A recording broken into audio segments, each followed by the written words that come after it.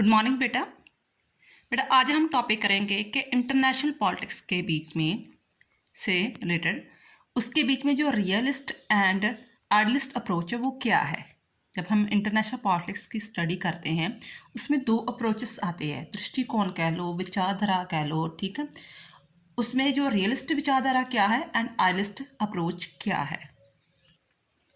इसके अकॉर्डिंग हमारा first question बनता है, what do you mean by the realist approach. Realist approach क्या है। कहते हैं for the study of international politics realist approach has a special significance. It is based on the actualist and explain international politics in the context of the reality. जब भी हम international politics की study करते हैं, ठीक है, कोई भी इंटरनेशनल पॉलिटिक्स के मुद्दे को लेकर चलते हैं तो वो किस पर उनकी सारी विचारधारा बेस होती है, एक्चुअलिटीज़ की सच्चाई क्या है। तो and explain it's international politics in text of realities है। और जब भी वो इंटरनेशनल पॉलिटिक्स को एक्सप्लेन बेस्ड किस पर है, एक्चुअलिटी। एक्चुअलिटी भी ट्रूथ होता है, ठीक है, रियलिटी होता है। और जब ये इस चीज़ की अमल पे एक्सप्लेन करते हैं तो उसकी सारा जो कॉन्टेक्स्ट है किसके आसपास घूमता है, रियलिटी के ऊपर। तो this approach revolves around two main elements. ये जो अप्रोच है, ये दृष्टिकोण, जो विचारधारा है, दो चीज़ों पर मेन फोकस करती है, safety and piece.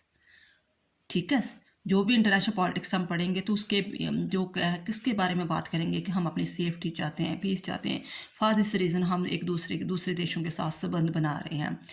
The supporter of this the view point, जो इस विचारधारा के रियलिस्ट अप्रोच के सपोर्टर है, स्पेशली जो जे मार्गेंथो है, ठीक है, वो उसके बारे हम, क्योंकि रियलिस्ट अप्रोच ही उसकी है।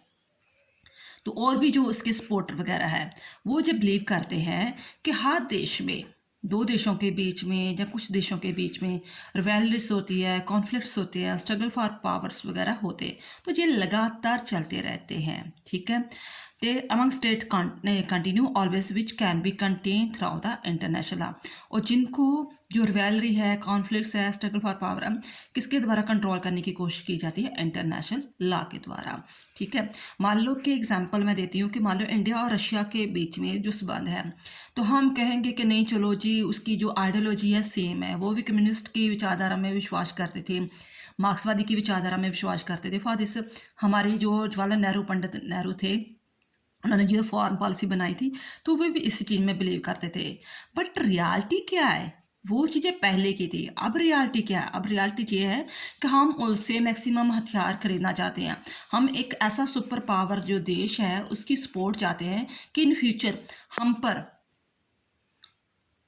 अगर कोई पाकिस्तान, चाइना, जहाँ कोई देश हमारे साथ हम पर हमला करता है तो हमारे सपोर्ट पर रशिया जो पावरफुल है, यूएसए के बाद, चाइना के बाद रशिया है, तो वो हमारे साथ स्टैंड करे, ठीक है। तो ये स्टडी इंटरनेशनल पॉलिटिक्स से इस चीज़ की स्टडी है कि अगर दो देशों के बीच में संबंध स्थापित हो रहा है तो उसके बीच में एक्चुअलिटी क्या है, ठीक है। तो वो दो चीज़ें वैसे मानते हैं कि अपनी सेफ्टी को लेकर, पीस को क्रिएट करने के लिए, और ये भी चीज़ बिलीव करती है कि हमेशा ही जब तक दुनिया है रिवैलरी, कॉन्फ्लिक्ट, स्ट्रगल वगैरह चलता रहेगा, स्ट्रगल फॉर पावर चलता रहेगा।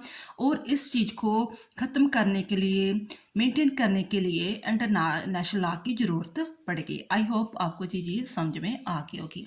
थैंक्स बेटा।